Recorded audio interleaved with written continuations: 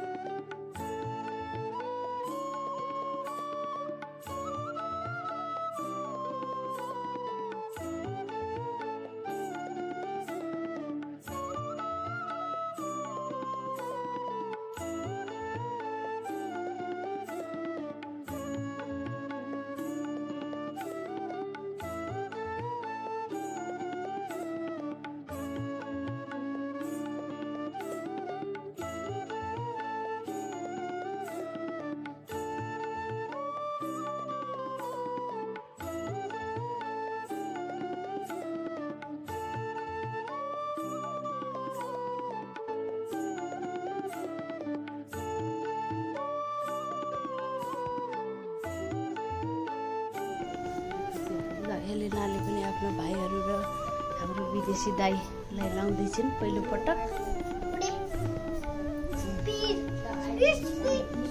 आज घरमा एकदमै राम्रो इन्भाइरोमेन्ट छ। यसरी हामी तिहार सेलिब्रेसन गर्दैछौँ।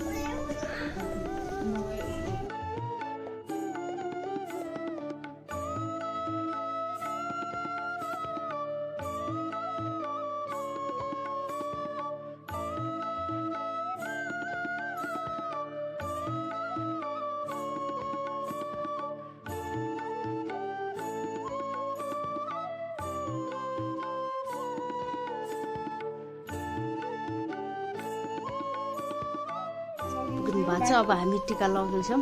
प्रदीप दाई वेलकम। तिहारको शुभकामना छ दाई भाइ दिदी।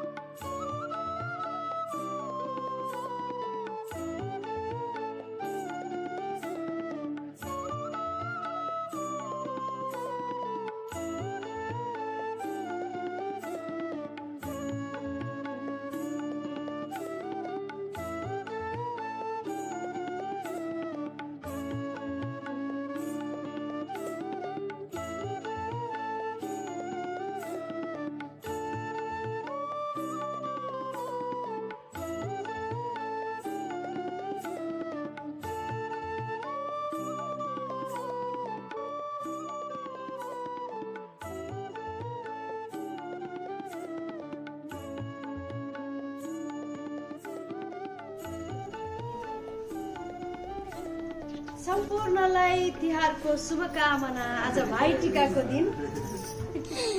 दाइले राख्नु।